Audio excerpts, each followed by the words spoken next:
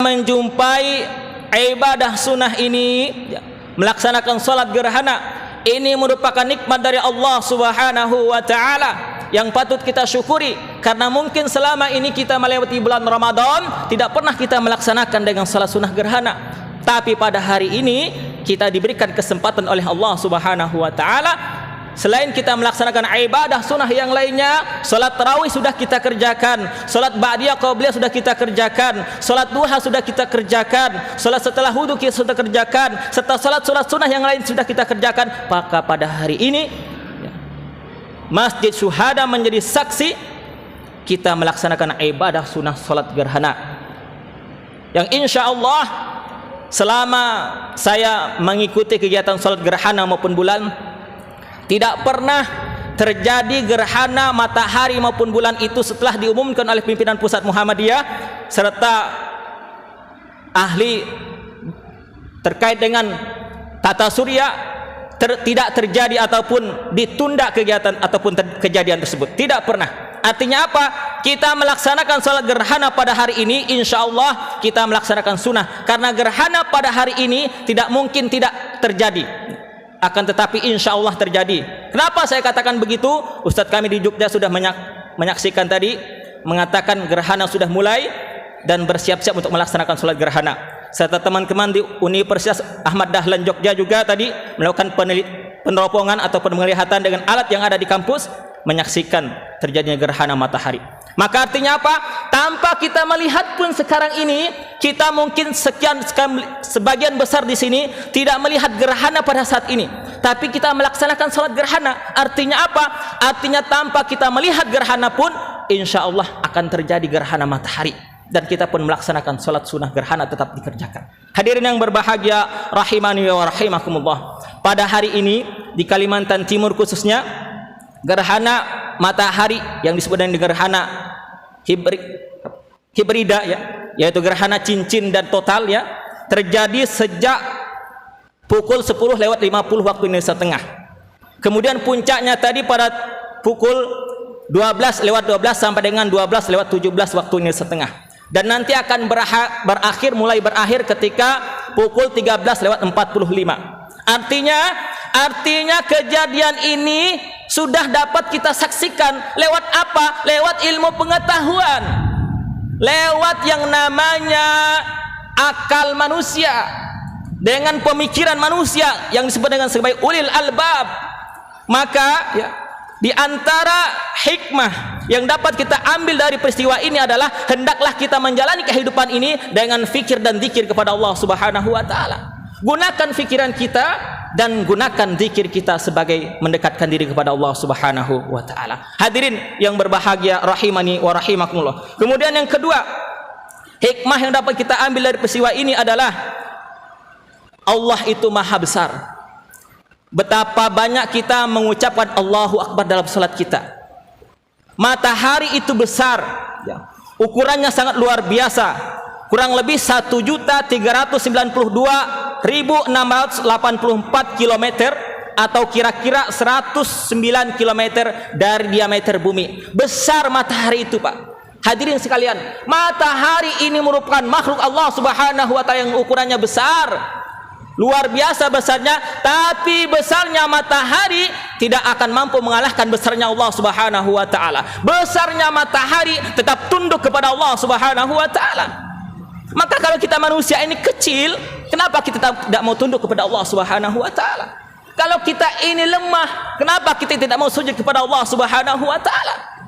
Benda yang besar ukurannya saja tunduk kepada Allah Subhanahu wa taala. Bahkan seluruh apa yang di langit dan di bumi bertasbih dan sujud kepada Allah Subhanahu wa taala, sebagaimana firman Allah Subhanahu wa taala, huwallahul khaliqul bari'ul musawwirul lahul asmaul husna yusabbihu lahu ma fis samawati wal ard. Setiap yang ada di bumi dan langit bertasbih kepada Allah Subhanahu wa taala, dan jumlahnya banyak besar. Maka kalau manusia yang kecil ini, yang lemah ini tidak mau bertasbih kepada Allah Subhanahu wa taala, dengan apa Allah mengingatkan kepada kita? Dengan peristiwa apa Allah akan mengingatkan kepada kita agar kita ini sadar bahwa kita ini kecil, bahwa kita ini lemah, bahwa kita ini bergantung kepada Allah Subhanahu wa taala? Maka dengan peristiwa ini mari kita mengambil pelajaran yang sangat berharga di bulan yang mulia ini, bahwa kita ini lemah, bahwa kita ini kecil, bahwa kita ini tidak berdaya di hadapan Allah Subhanahu wa taala. Maka ketika kita menyadari ini, tentu kita imbangi dengan ketaatan kepada Allah Subhanahu wa taala. Hadirin yang berbahagia rahimani wa rahimakumullah. Dalam menyikapi peristiwa gerhana baik matahari maupun bulan, ada berbagai macam tradisi masyarakat kita. Misalnya ketika ada seorang ibu hamil, enggak boleh keluar rumah, bahkan ada yang sampai sembunyi di bawah kolong tempat tidur, sembunyi di dalam lemari. Kenapa? Karena ada kepercayaan, ada mitos yang katanya ketika terjadi gerhana, dia berada di luar, janinnya akan menghilang, diambil oleh raksasa. Ini di antara tradisi kita. Bagaimana orang Islam, orang yang beriman menyikapi hal ini? Tentu saja kita iktiba kepada Rasulullah sallallahu alaihi wasallam. Iktiba kepada Nabi Muhammad sallallahu alaihi wasallam. Bagaimana menyikapi fenomena alam, kejadian luar biasa, hal-hal yang menakutkan dalam kehidupan ini. Di antaranya sebagaimana yang beliau sampaikan dalam sebuah hadis, Inna syamsa wal qamar ayatani min ayatillah. Sesungguhnya matahari dan bulan ini merupakan salah satu atau dua tanda dari tanda-tanda kebesaran Allah Subhanahu wa taala. Ayat Allah Subhanahu wa taala, matahari ayat Allah, bulan ayat Allah, yang mana ayat ini perlu kita baca. Tidak baca dengan lisan, tapi baca dengan mata dan pikiran kita, bahwa itulah makhluk Allah Subhanahu wa taala. La yankhasifani limauti ahadin wala lihayatihi. Gerhana matahari maupun bulan tidak terjadi karena kematian seseorang maupun karena hidupnya seseorang. Fa idza ra'aitum dzalika fad'ullah wa kabbiru wa sallu wa tasaddaqu. Ketika kalian menyaksikan itu, mengetahui terjadinya matahari dan bulan, maka hendaklah kalian berdoa kepada Allah Subhanahu wa taala. Inilah yang dianjurkan oleh Rasulullah. Tidak sibuk melihat terjadinya matahari, mengambil gambar, selfie, duduk santai menunggu terjadinya gerhana, tidak. Tetapi berdoa kepada Allah Subhanahu wa taala, mengagungkan Allah dengan bertakbir, kemudian melaksanakan salat gerhana dan juga bersedekah. Maka mohon maaf, kotak infak yang tadi kami tempatkan di kanan untuk diedarkan, kalau belum diedarkan.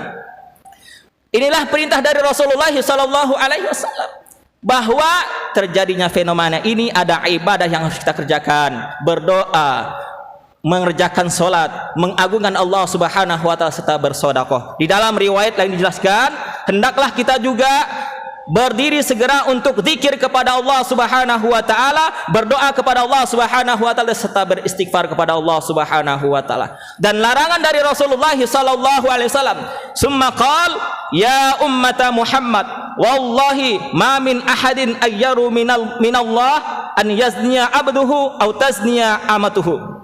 Demi Allah, kata beliau, wahai umatku, demi Allah, kata Rasulullah sallallahu alaihi wasallam, tidak ada seorang lebih cemburu dari Allah Subhanahu wa taala jika hambanya laki-laki ataupun perempuan berbuat zina. Ini larangan dari Rasulullah sallallahu alaihi wasallam. Jangan berbuat zina, jangan melakukan perbuatan maksiat terkait dengan kemaluan atau yang ada di bawah perut kita. Ini isyarat kepada kita, hendaklah kita meninggalkan yang namanya perbuatan dosa.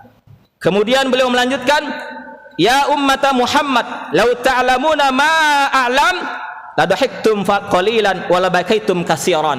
Wahai umatnya Muhammad, seandainya kalian tahu apa yang saya ketahui, kata baginda Rasul sallallahu alaihi wasallam, niscaya kalian akan sedikit tertawa dan banyak menangis. Maka apa artinya? Artinya kita ini banyak-banyak merenung, memperhatikan kebesaran Allah Subhanahu wa taala, sehingga menjadikan kita semakin dekat kepada Allah, semakin cinta dan senang serta sungguh-sungguh dalam beribadah kepada Allah Subhanahu wa taala. Hadirin yang berbahagia rahimani wa rahimakumullah, di penghujung khutbah ini marilah kita bermohon kepada Allah Subhanahu wa taala, bermunajat kepada Allah Subhanahu wa taala. Semoga segala amal ibadah kita diterima oleh Allah. Semoga kita dimudahkan dalam menjalankan ketaatan kepada Allah Subhanahu wa taala hingga akhir hayat kita.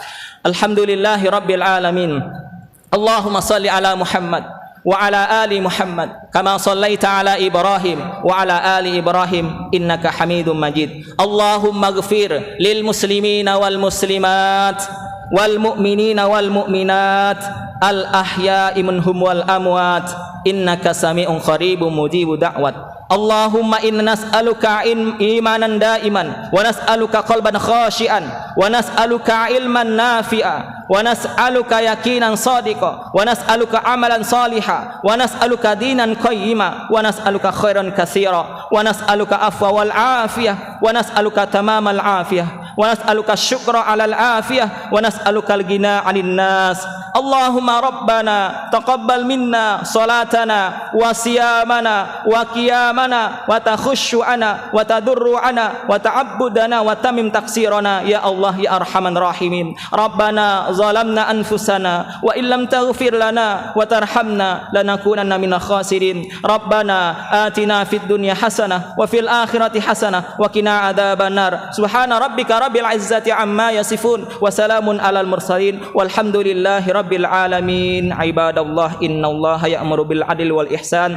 wa ita'idil qurba wa yanha 'anil fahsya'i wal munkar wal baghi ya'idukum la'allakum tadhakkarun fadhkurullaha alladzi yadhkurukum washkuruhu 'ala ni'amihi yazidkum wa la dzikrullahi akbar. Assalamualaikum warahmatullahi wabarakatuh.